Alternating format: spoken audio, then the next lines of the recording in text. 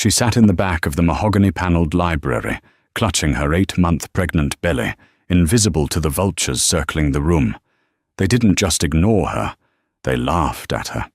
Julian Thorne, her billionaire husband, clinked his scotch glass against his mistress's diamond ring and whispered, "By noon, that gold digger will be on the street." He thought the reading of his father's will was just a formality, a coronation for the family prince. He was wrong. Dead wrong.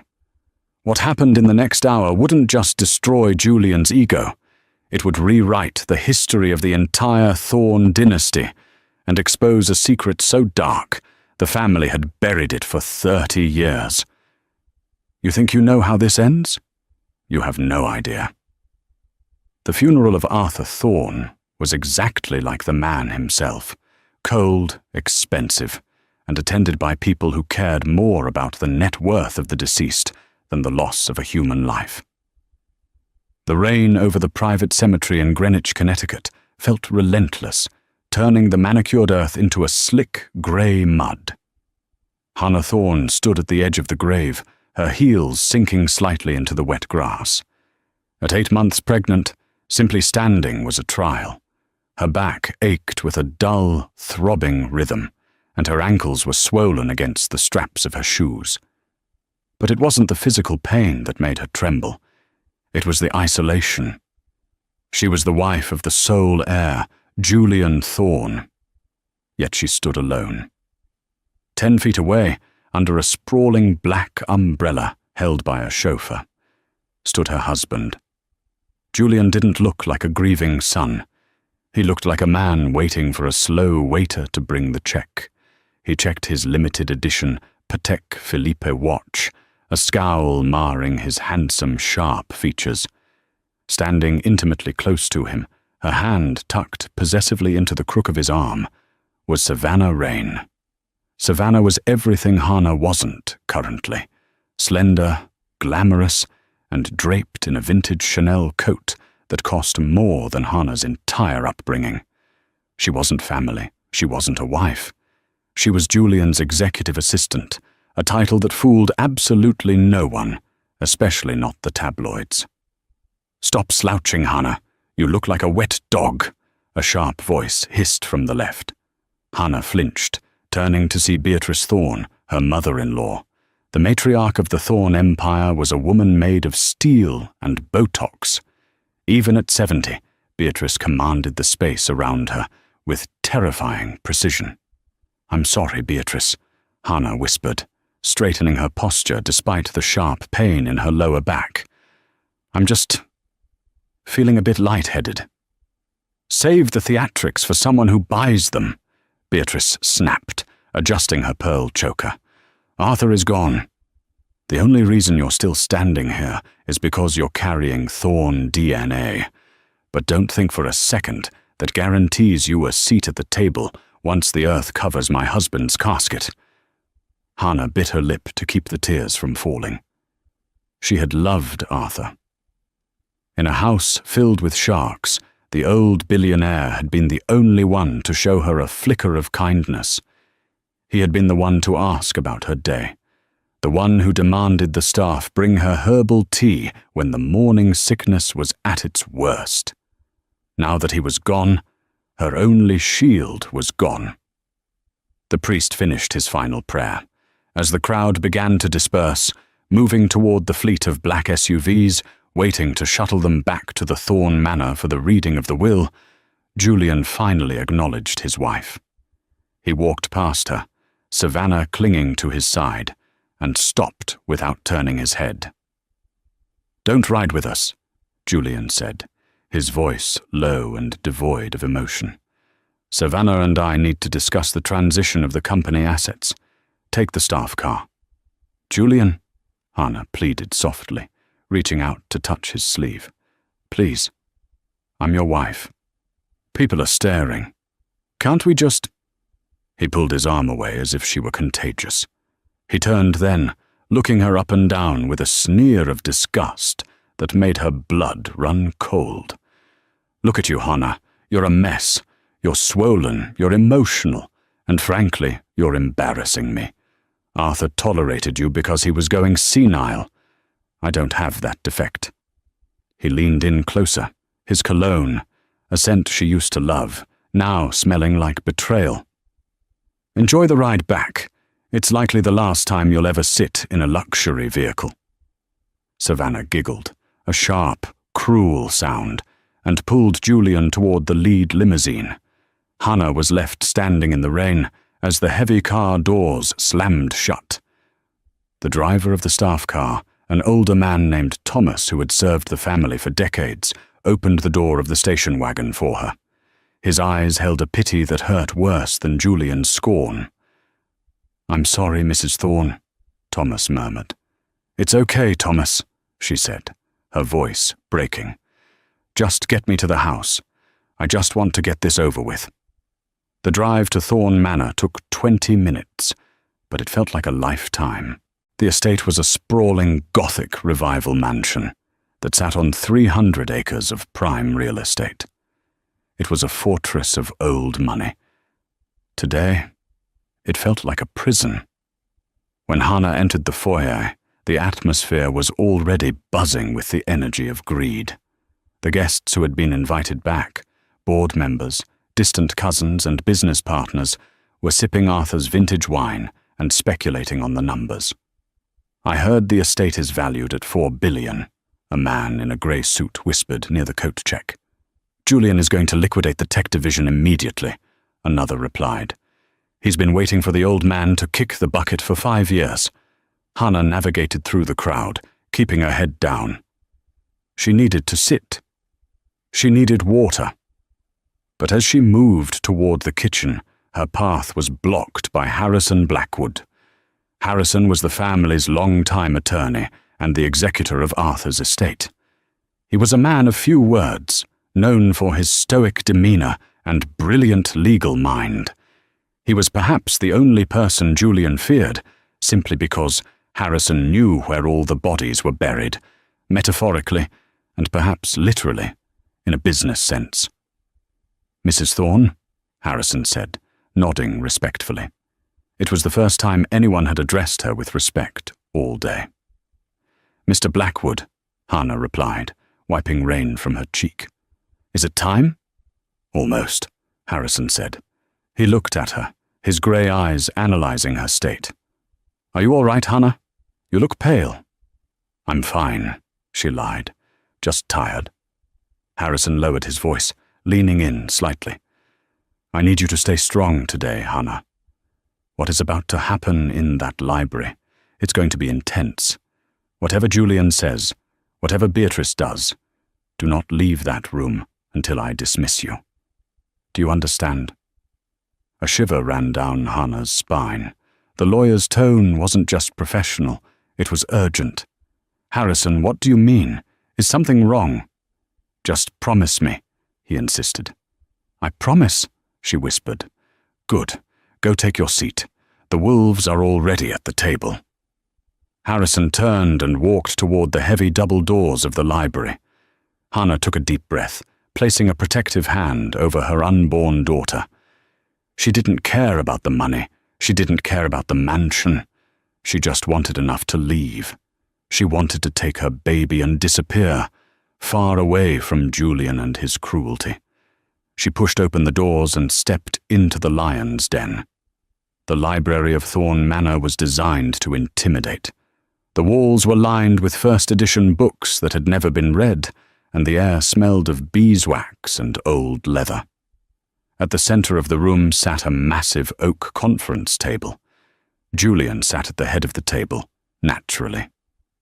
It was Arthur's seat, but Julian had claimed it before the body was even cold. To his right sat Beatrice, looking like a queen regent.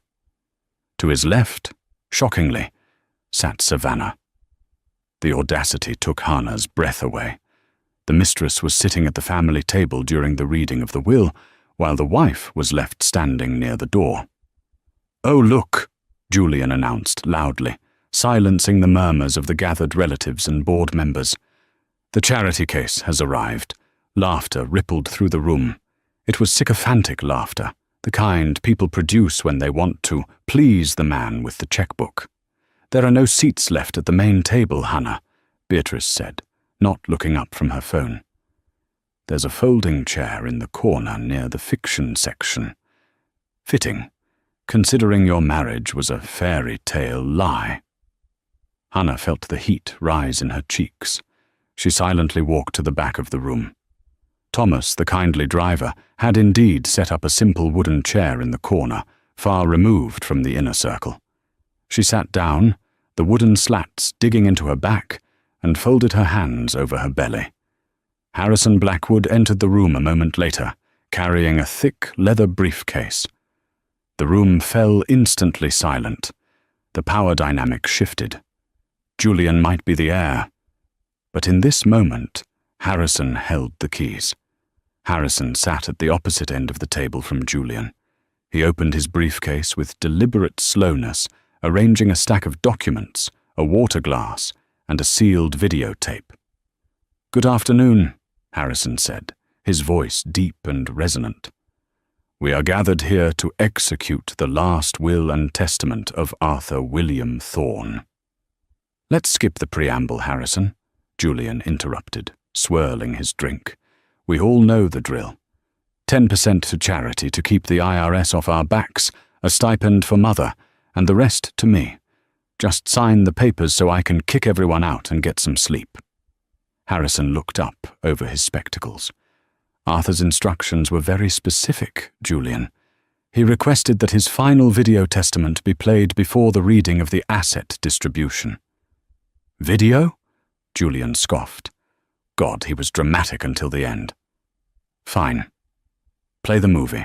Let's hear the old man ramble about hard work and integrity one last time."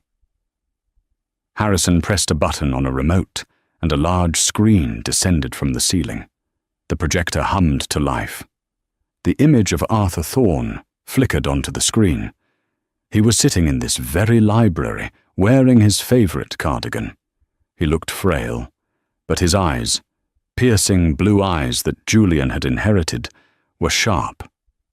"If you are watching this," the video version of Arthur said, "then I am gone, and I assume the room is filled with people pretending to miss me."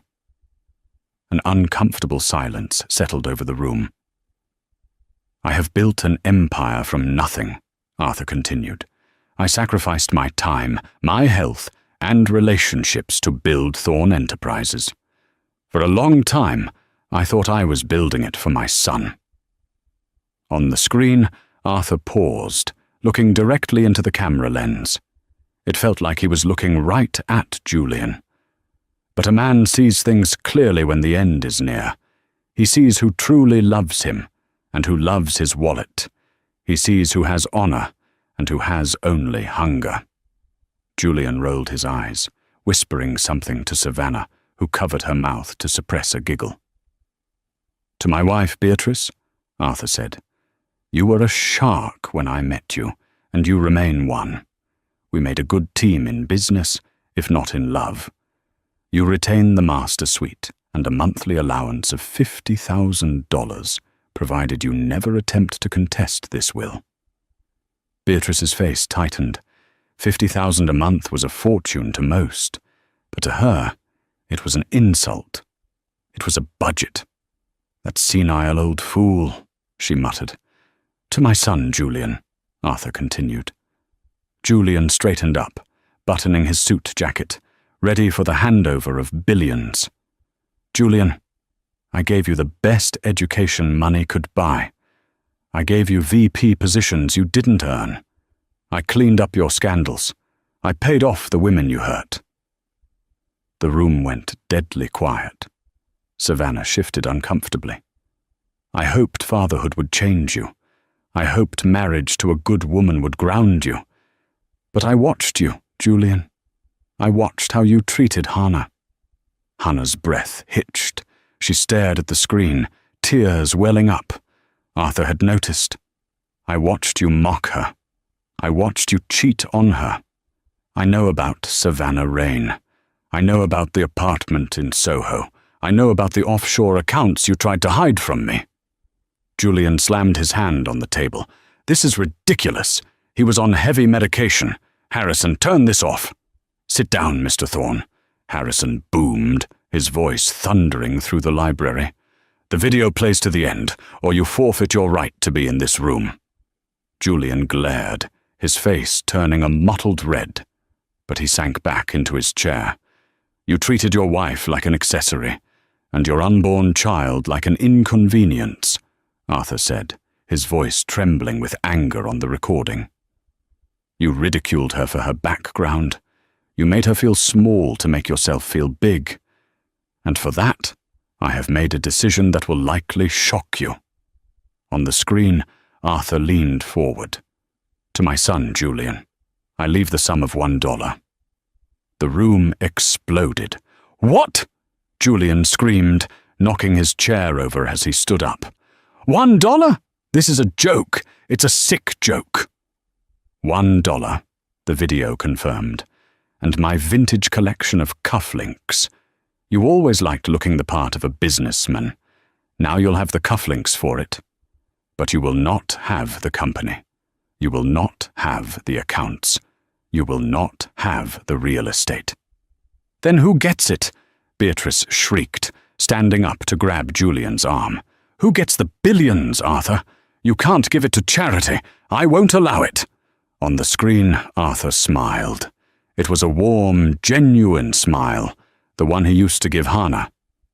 The entirety of the Thorne estate, including 51% controlling interest in Thorne Enterprises, the real estate portfolio, and the liquid assets, is hereby bequeathed to the one person in this family who has a heart, Mrs. Hannah Thorne, and the grandchild she carries. The silence that followed was heavier than the grave. Every head in the room turned slowly, like rusty machinery, toward the back corner where Hannah sat on her folding chair. She was frozen, her hands clutching her belly, her eyes wide with shock. Julian turned slowly. His face was no longer handsome. It was twisted into a mask of pure, unadulterated hatred. He looked at Hannah not as his wife, but as a thief who had just stolen his life. "You," Julian whispered, the word sounding like a curse. "This concludes the video testament," Harrison said calmly, switching off the projector. He looked at Hannah. "Mrs. Thorne, if you would please come take your seat at the head of the table. We have much to discuss." "No!" Julian roared. He lunged across the room, rushing toward Hannah. "You manipulated him! You poisoned him against me! You pathetic little—" "Security!" Harrison barked. Two large men in dark suits, who had been standing discreetly by the bookshelves, stepped forward, intercepting Julian inches before he reached Hannah. They held him back, his arms flailing, his face purple with rage. "It's a lie!" Julian screamed, spit flying from his mouth. "She's a nobody! She's nothing! That baby isn't even mine! I'll prove it! I'll sue the estate! I'll bury you, Hannah! Do you hear me? I'll bury you!" Hannah stood up. Her legs were shaking, but a strange fire was starting to burn in her chest. She looked at the man she had feared for so long. She looked at Savannah, who was currently trying to sneak out the side door. She looked at Beatrice, who was clutching her chest in fake palpitations. Hannah took a step forward, then another. She walked past the security guards, holding her screaming husband. She walked past the stunned board members. She reached the head of the table, Arthur's chair. The leather was still warm from where Julian had been sitting. She placed her hand on the back of the chair, looked Harrison in the eye, and spoke her first words since the reading began. "Mr. Blackwood," she said, her voice quiet but steady.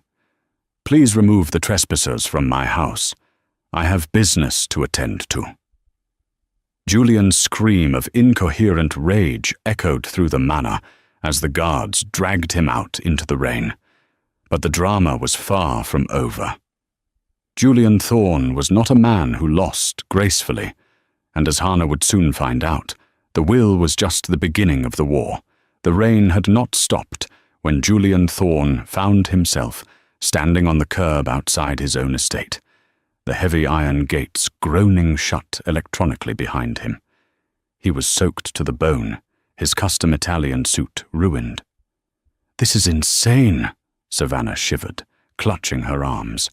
Her mascara was running down her face in black rivulets. "Julian, call the driver back. Tell him to take us to the Four Seasons. I can't stand out here like a hobo." Julian pulled out his phone, his hands shaking with a mixture of cold and blinding rage. He dialed the number for the private car service the company used. "This is Julian Thorne. I need a car at the main gate immediately." "I'm sorry, Mr. Thorne." The dispatcher's voice was cool, robotic. "That account has been suspended, as of 10 minutes ago, by order of the executor." "Suspended? Do you know who I am? I own the company." Julian roared into the receiver. "Actually, sir, the memo we received states you are a former employee with no clearance. Have a nice day." The line clicked dead. Julian screamed, hurling his phone onto the wet asphalt. It shattered, a fitting metaphor for his life in the last hour. "My car," Beatrice said, her voice trembling. She was standing a few feet away, holding a small box of silverware she had managed to swipe from the dining room before being ushered out. "My driver, Jenkins. He's still on the payroll, surely." But Jenkins was nowhere to be seen. Instead, a sleek black sedan pulled up.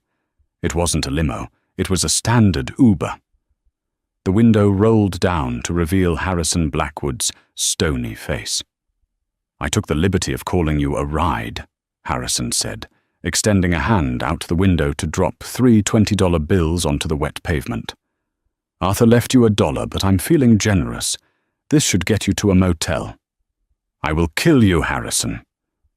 Julian lunged at the car, but the window rolled up, and the sedan sped off, splashing mud onto Julian's trousers. The humiliation was absolute. 3 hours later, the trio, Julian, Savannah, and Beatrice, sat in a cramped room at a budget hotel near the highway. The smell of stale cigarettes and mildew hung in the air. Savannah was sitting on the bed, scrolling frantically through her phone. "My credit cards are blocked," she whispered, her voice rising in panic. "Julian, the Platinum Amex is declined. The Gold card is declined. Even my personal debit card is frozen." "Harrison acts fast," Julian muttered, pacing the small room. He had stripped off his wet jacket and was drinking cheap vodka from a plastic cup. "He's frozen the joint accounts. He's probably flagged our personal accounts for audit to tie them up for weeks." "This is that witch's doing," Beatrice spat, wiping a spot of dirt off her skirt. "Hannah, that quiet, mousy little nothing. She planned this. She seduced Arthur." "She didn't seduce him, Mother. He was 80, Julian snapped. "She manipulated him. She played the pity card." "What are we going to do?" Savannah whined. "I can't live like this. I have a spa appointment tomorrow. I have a lease on the condo." Julian stopped pacing. He walked over to the dirty window and looked out at the highway traffic. His reflection in the glass looked haggard, wild-eyed. He didn't look like a billionaire anymore. He looked like a desperate man. But desperate men were dangerous men. "We aren't going to live like this," Julian said, his voice dropping to a sinister growl. Arthur thought he was clever. He thought giving everything to Hannah would protect her. But he forgot one thing. "What?" Beatrice asked. "Hannah is weak." Julian turned, a cruel smile forming on his lips.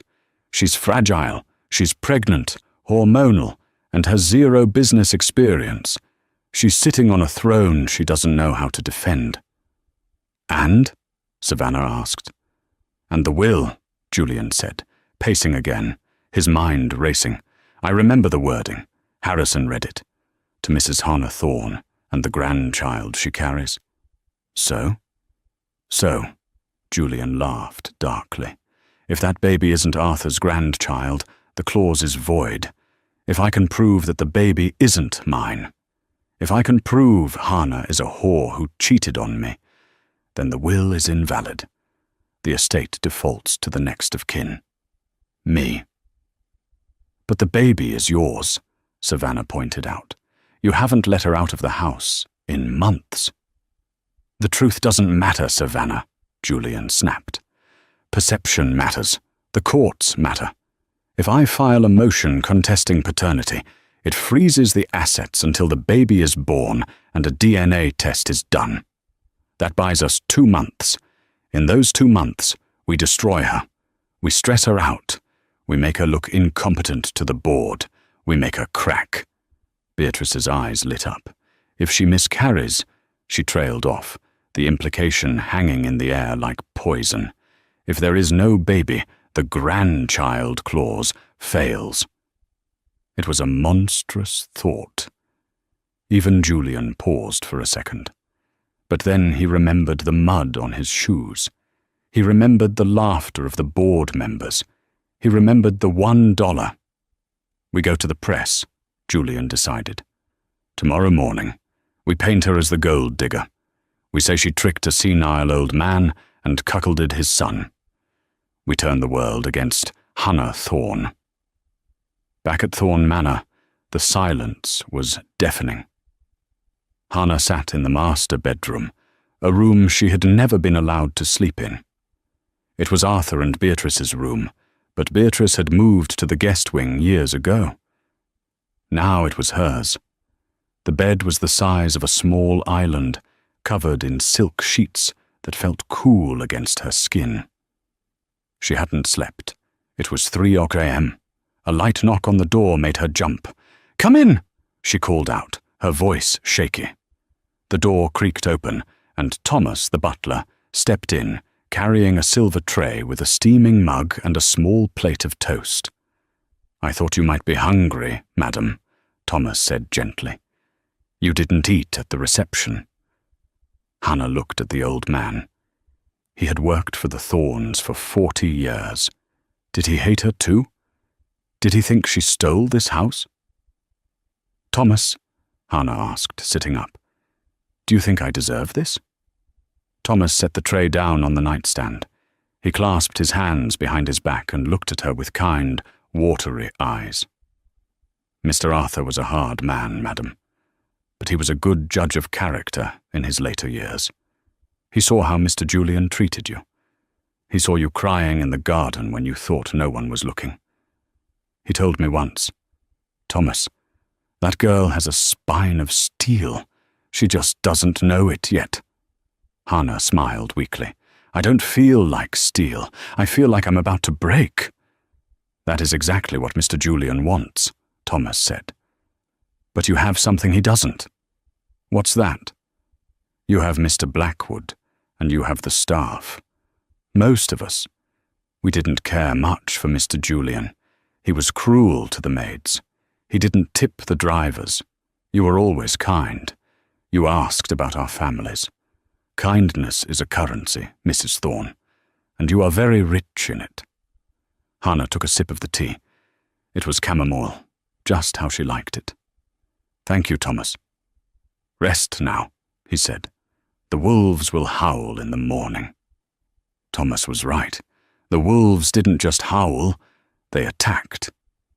The next morning, Hannah was awakened not by sunlight, but by the ringing of the bedside phone. It was Harrison. "Don't turn on the TV," Harrison said immediately, "and don't look at your phone." "Harrison, what's happening?" Hannah rubbed her eyes, struggling to sit up. Her back pain was worse today.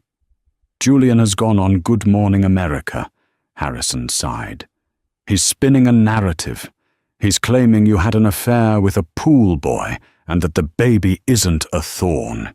He's filing a lawsuit to contest the will based on paternity fraud." Hannah felt the blood drain from her face. "But that's a lie. He knows that's a lie. It doesn't matter. The court of public opinion moves faster than the legal system. There are paparazzi at the gate, Hannah, hundreds of them. They are calling you the billion-dollar mistress." Hannah dropped the phone. She walked to the window and peered through the heavy velvet curtains. Down below, at the end of the long driveway, she could see them. A swarm of cameras, news vans, and people shouting. She felt a sharp cramp in her stomach. Stress. The doctor had warned her about stress. I can't do this, she thought. I should just give him the money. I should just sign it over and leave. She went downstairs, intending to find Harrison and tell him to settle. She wanted out, but as she walked past the library, she saw something. The door was ajar. She walked in, drawn by the memory of yesterday's victory. On the desk, where Arthur's video projector had been, sat a single red leather notebook. It hadn't been there yesterday. Hannah walked over and picked it up. On the cover, in shaky handwriting, was written, "For Hannah. Read when you want to quit." Her hands trembling, she opened the book. "My dearest Hannah, if you are reading this, Julian has attacked. I knew he would. He is predictable in his greed. He has likely slandered you, sued you, and tried to scare you. He thinks you are weak. He thinks you are just a nice girl. But I know the truth. I saw you fight for your marriage even when it was hopeless. I saw you protect your unborn child when Julian wanted you to terminate the pregnancy. You are a mother, Hannah, and mothers are the most dangerous creatures on earth when their young are threatened. Inside this desk, there is a hidden drawer. Press the knot in the wood on the right leg. Inside, you will find a file labeled Project Icarus. Julian has secrets. Dark secrets. Secrets that would send him to prison, not just the poorhouse. I kept them as insurance. Now they are your sword. Don't settle, don't run, fight him, love Arthur." Hannah stared at the letter. Tears streamed down her face, but her heart was pounding with a new rhythm. It wasn't fear anymore, it was adrenaline. She knelt down and found the knot on the desk leg. She pressed it. A click echoed, and a hidden panel popped open. Inside was a thick black folder. She opened it. Photos, bank statements, emails. It wasn't just offshore accounts, it was evidence of embezzlement. Julian hadn't just been waiting for his father to die. He had been stealing from the company for years to fund his gambling debts and Savannah's lifestyle. And worse, there were emails implicating him in bribing safety inspectors for one of the Thorn construction projects. A project where a collapse had injured 3 workers last year. Arthur had known. He had gathered the evidence, but couldn't bring himself to destroy his own son while he was alive. He had left the trigger for Hannah to pull. The front door of the manor banged open. Hannah jumped, clutching the file to her chest. She heard shouting in the foyer. "I live here. You can't keep me out. I need my personal effects." It was Julian. He had come back, likely with the press in tow, to cause a scene. He wanted to catch her looking scared. Hannah stood up. She wiped the tears from her face. She looked down at her swollen belly. "For you," she whispered to her daughter. "Daddy is going to learn a lesson." She didn't hide the file. She held it in her hand like a weapon. She walked out of the library and into the grand foyer. Julian was there, arguing with Thomas and 2 security guards. A cameraman from a news station was standing behind him, filming the whole thing.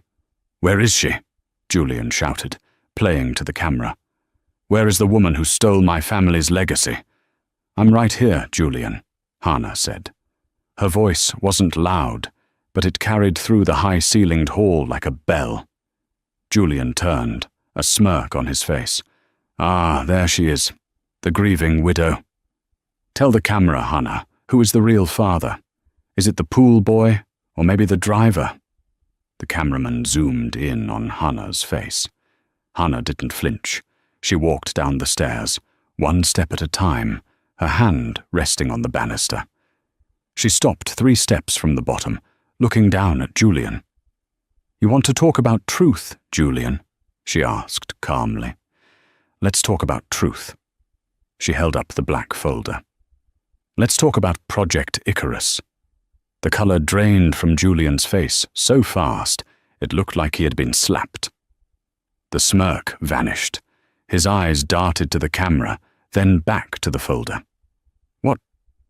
What is that? He stammered. You know what this is, Hannah said, her voice turning hard. It's the reason you aren't just going to be poor, Julian. It's the reason you're going to prison. She turned to the cameraman. Are you recording? Good, because I think the police will want a copy of this broadcast. Julian lunged. Give me that! But this time Hannah didn't flinch, and this time the security guards didn't wait for an order. As Julian rushed the stairs, the lead guard tackled him, pinning the former billionaire to the marble floor of the house he used to rule. Get off me, Julian screamed. Hannah walked past him, stepping over his struggling body. She walked straight to the front door, opened it, and faced the sea of paparazzi outside. She raised the file. My name is Hannah Thorne, she announced to the flashing bulbs, and I have a statement to make regarding the criminal activities of my soon-to-be ex-husband. The war hadn't just begun. Hannah had just dropped the bomb. The photo of Julian Thorne being shoved into the back of a police cruiser, his hands cuffed behind his back and his custom suit torn at the shoulder, was on the front page of every newspaper in the country. The headline of the New York Chronicle read simply, The Fall of the House of Thorne. Inside the holding cell at the 19th Precinct, the air smelled of bleach and despair. Julian sat on a metal bench, his head in his hands.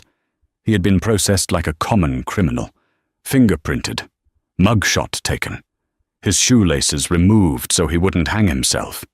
It wasn't supposed to end like this. He was a thorn.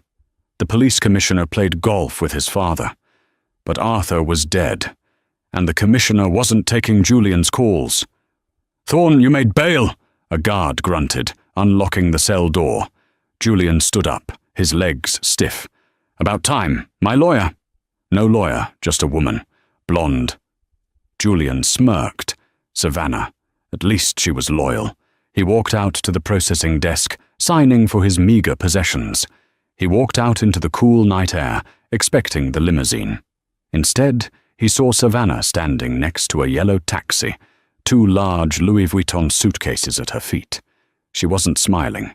Savannah, Julian said, rushing toward her. Thank God, we need to get to the penthouse. I need to call my offshore contacts and...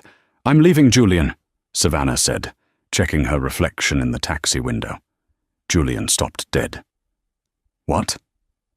I'm going to my sister's in Miami, she said, not even looking at him. The feds froze the accounts, Julian. All of them. Even the ones you put in my name. They're talking about RICO charges. Fraud. Embezzlement. It's a misunderstanding. I'll fix it. You can't fix this, she laughed, a cold, brittle sound. You're done. You're toxic. If I stay with you, I go down with you. And I don't do prison orange. She opened the taxi door. Savannah, wait. You can't leave me. I bought you that coat. I bought you everything, Julian screamed, grabbing her arm. She pulled away, her nails digging into his wrist. You bought me with stolen money. Goodbye, Julian. She slammed the door. The taxi sped off, leaving Julian standing alone on the sidewalk. He had no car, no money, no wife, no mistress, and a court date that would likely end in a 10-year sentence. He reached into his pocket and found the only thing the police had returned to him, besides his wallet, the pair of cufflinks Arthur had left him in the will. He stared at the gold-engraved initials, A.T., Arthur Thorne. You did this, Julian whispered to the sky, his eyes burning with a madness that had been brewing for days. You and that pregnant witch. You took my life. He didn't go to the penthouse. He knew the locks would be changed.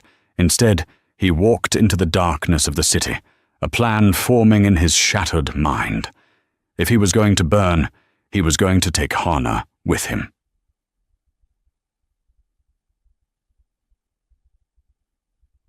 While Julian was hitting rock bottom, Hannah was ascending. The boardroom of Thorn Enterprises was located on the 40th floor of a glass skyscraper in Manhattan. The view was breathtaking, but the atmosphere inside was suffocating.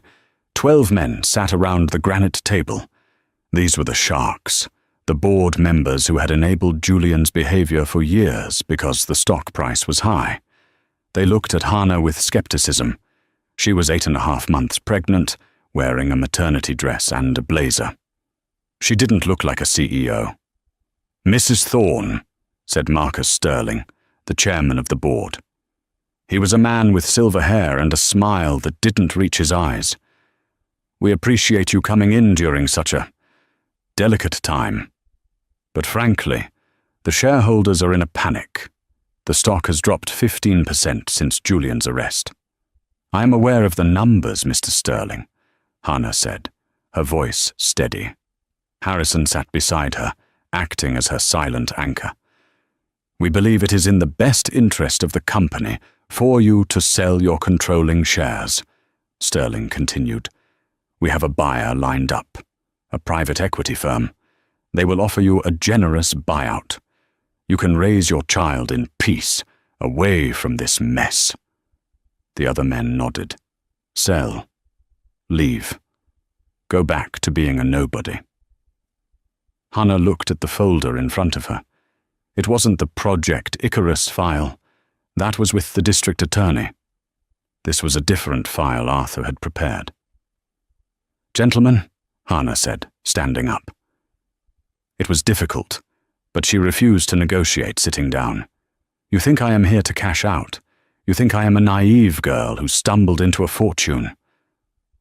"We didn't say that," Sterling lied. "My husband, Julian, stole from this company," Hannah said. "But he didn't do it alone. You, Mr. Sterling, signed off on the chaotic construction loans in Jersey. You, Mr. Henderson, overlooked the safety reports." She opened the folder and slid a single sheet of paper down the table. It stopped in front of Sterling. He looked down. His face went pale. It was an email chain proving he knew about the embezzlement and had taken a cut to keep quiet. "Arthur knew everything," Hannah said, her voice ringing with authority. "He kept records on everyone. He told me that if you tried to push me out, I was to release these to the SEC. Silence descended on the room. The air conditioning hummed. "Now," Hannah said, leaning forward, her hands flat on the table. "Here is what is going to happen. There will be no buyout. I am keeping my shares. I am appointing Harrison Blackwood as interim CEO effective immediately, and we are going to launch a full internal audit to clean this company of the rot that my husband, and some of you, introduced." She looked Sterling in the eye. "Do we have an agreement, or do I make another phone call to the press?" Sterling swallowed hard. He looked at the other board members. They were all looking at their shoes. "We have an agreement, Mrs. Thorne," Sterling whispered. Hannah nodded. "Good. Meeting adjourned." She walked out of the boardroom, her head held high. But as soon as the heavy glass doors closed behind her, she collapsed against the wall, trembling. "You did it," Harrison said, catching her arm gently. "Arthur would be proud. You were magnificent." "I just want to go home, Harrison," Hannah whispered, rubbing her belly. "The baby. She's kicking so hard today. I think she knows her mum was fighting a war." "Let's get you home," Harrison said. "Thomas has prepared the nursery. You're safe now, Hannah. Julian is out on bail, but he has no resources. He's finished." But Harrison was wrong. A man with nothing left to lose is never finished. He is just beginning to be truly dangerous. 2 weeks passed. The media frenzy had died down slightly, replaced by the anticipation of the trial. Hannah had retreated to the sanctuary of Thorn Manor. Her due date was a week away, and her doctor had ordered strict bed rest. The night the storm hit, The sky turned a bruised purple. The wind howled through the chimneys of the old manor like a grieving ghost. Rain lashed against the windows in violent sheets. "The power lines are down in the lower valley," Thomas said, placing a battery-powered lantern on Hannah's bedside table. The manor was running on backup generators, casting the hallways in dim, flickering shadows. "Security says the electric gates are stuck in the closed position, but the perimeter alarms are active on battery backup." "Thank you, Thomas," Hannah said. She was lying in bed, feeling a strange, rhythmic tightening in her lower back. "Are the phones working?" "Landlines are dead. Cell service is spotty because of the storm," Thomas noted, looking concerned. "How are you feeling, madam?" "Just uncomfortable. Braxton Hicks, I think," she lied. She didn't want to worry him. "I'll be downstairs in the kitchen if you need anything. I've instructed the night guard, Miller, to patrol the hallway." Thomas left, closing the door softly. Hannah closed her eyes, listening to the thunder. The tightening in her back came again, sharper this time. She timed it. 5 minutes since the last one. "It's happening," she realized with a jolt of panic. "The baby is coming. Now." She reached for her cell phone to call Harrison, but the signal bars were empty. "No, no, no," she whispered. Suddenly, a loud crash echoed from downstairs. It wasn't thunder. It was the sound of glass shattering, a lot of it. Then, the muffled sound of a shout, followed by a heavy thud. "Miller!" Hannah called out, sitting up. Her heart hammered against her ribs. The door to her bedroom didn't open, but the silence that followed the crash was more terrifying than the noise. She swung her legs out of bed, wincing as a contraction seized her abdomen. She needed to hide. She didn't know who was downstairs, but her instinct screamed Julian. She grabbed the heavy brass lamp from the bedside table. She moved toward the bathroom, intending to lock herself in. But before she could reach the door, the bedroom handle turned. It was locked. "Hannah," a voice called from the other side. It was a voice she knew intimately, but it sounded wrong, slurred, rough, broken. "Go away, Julian," she screamed. "Miller! Thomas! Miller is taking a nap." Julian laughed. "And old Thomas? Well, let's just say he's retired." Crash! Julian kicked the door. The wood splintered around the lock. Hannah backed away, clutching her belly with one hand and the lamp with the other. "I called the police!" She lied. "No, you didn't," Julian said. Another kick. The door flew open. Lightning flashed, illuminating the figure in the doorway. Julian looked like a nightmare. He was wearing dark clothes, soaked through with rain. His hair was plastered to his skull. He held a crowbar in his right hand, water dripping from the metal tip onto the expensive carpet. "You changed the locks," Julian said, stepping into the room. "But you forgot about the servant's entrance in the pantry. I used to sneak girls in that way in high school." "What do you want?" Hannah gasped, backing up until her legs hit the edge of the bed. Another contraction hit her, paralyzing her with pain. She groaned, doubling over. Julian watched her, his eyes devoid of empathy. "You're in labor. Majestic timing, truly." He reached into his jacket pocket and pulled out a crumpled document. "This," he said, throwing the paper onto the bed, "is a document stating that you knowingly committed paternity fraud. It states that you admit the child is not a thorn. It signs over full custody of the estate back to me in exchange for your freedom." "I won't sign that," Hannah gritted out, breathing through the pain. "The baby is yours. You know it is." "Sign it!" Julian roared, swinging the crowbar and smashing the vanity mirror. Glass exploded across the room. "I have nothing, Hannah. Do you understand? I am looking at 20 years in prison. But if I have the money, if I have the company, I can make it go away. Money fixes everything." "Money can't fix you," Hannah said, tears streaming down her face.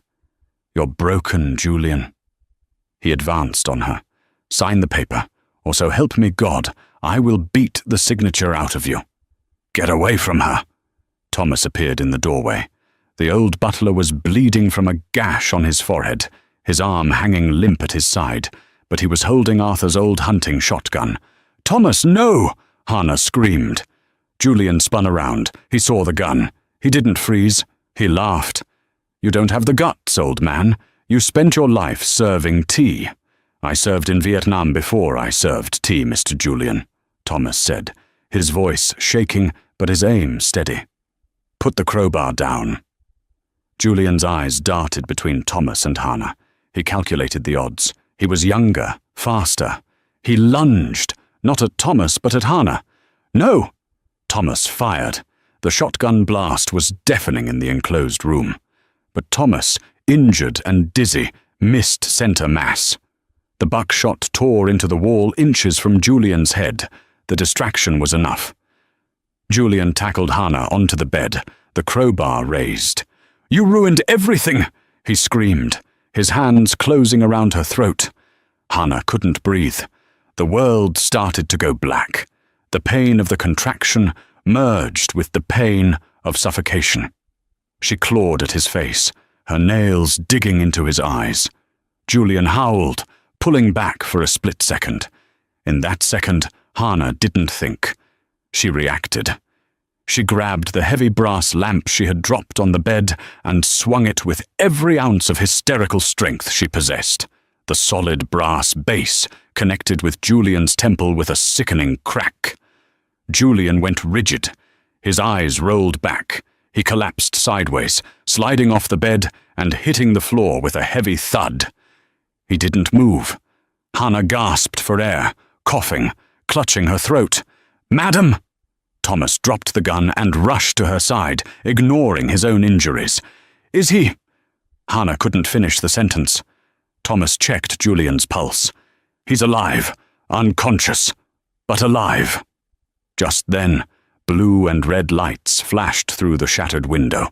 The sound of sirens cut through the storm. "The silent alarm," Thomas whispered. "I pressed it before I came up." Hannah fell back onto the pillows, her water breaking. "Thomas!" she cried out, gripping his hand. "The baby, she's coming." "Help is here, madam," Thomas said, tears mixing with the blood on his face. "You're safe. The wolves are gone." Paramedics stormed the room minutes later.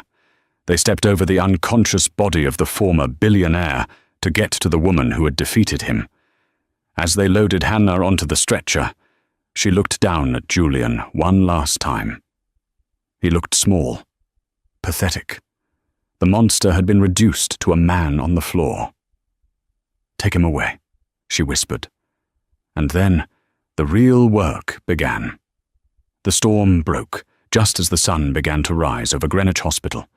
In the quiet warmth of the maternity ward, far removed from the shattered glass and violence of the manor, a cry pierced the air. It was a strong, defiant cry. Hannah held her daughter for the first time. She was tiny, but she had Arthur's eyes, a piercing, intelligent blue.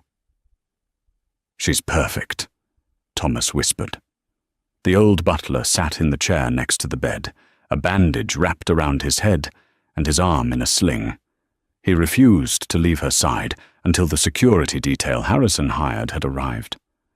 "I'm naming her Victoria," Hannah said softly, kissing the baby's forehead. "Because she won. We won." The fallout of that night was swift and brutal for Julian Thorne. The Project Icarus files provided the FBI with everything they needed to charge him with racketeering, wire fraud, and embezzlement. But it was the attempted murder charge that sealed his fate. The trial was the media event of the decade. Julian tried to plead insanity, but the video footage from the hallway cameras, which had been running on battery backup, showed a cold, calculated man breaking into the room. The final nail in his coffin came from the DNA test. The results were read aloud in open court. Victoria was, without a shadow of a doubt, Julian's daughter and Arthur's granddaughter. Julian's defense of paternity fraud crumbled into dust. He was sentenced to 30 years in a maximum security federal prison. As he was led away in shackles, stripped of his suits, his name, and his dignity, he looked back at the gallery. Hannah was there. She didn't look down. She looked him in the eye, her expression unreadable. She didn't hate him anymore. He was simply a ghost of a past she had survived. Savannah Rain avoided prison by turning state's witness against Julian, but her social life was over. Blacklisted from every high society circle in New York and broke, she faded into obscurity, a cautionary tale of greed. 1 year later, Thorne Manor was unrecognizable. The gloomy, museum-like atmosphere was gone. The heavy velvet curtains were replaced with sheer linen that let the sunlight flood in. The silence of the library was replaced by the sound of cartoons playing on the TV and the giggles of a toddler. Hannah didn't just inherit the empire, she reinvented it. With Harrison as her advisor, she cleaned house. She sold off the corrupt construction division and used the billions to launch the Arthur Thorne Foundation, a charity dedicated to providing legal aid and housing for women escaping abusive relationships. On the anniversary of Arthur's death, Hannah stood in the garden. It wasn't raining this time. The sun was warm on her face. "Mama!" Victoria, now a chubby-cheeked 1-year-old, waddled across the grass, chasing a butterfly. Thomas, now officially retired but living in the guest cottage as the family's honorary grandfather, followed close behind, smiling. Hannah took a deep breath. She had walked into this house as a victim, a ridiculed wife, dismissed and mocked. She stood there now as a mother, a CEO, and a survivor. She looked up at the blue sky. "Thank you, Arthur," she whispered, "for the $1, and for the fight." The best revenge wasn't seeing Julian in prison. The best revenge was standing here, happy, free, and loved. And that is the incredible story of Hannah Thorne. She proved that dignity is worth more than diamonds, and that while money can buy power, it cannot buy loyalty or love. Julian thought he could crush her because she was quiet, but he forgot that the calmest water often hides the deepest strength. What do you think?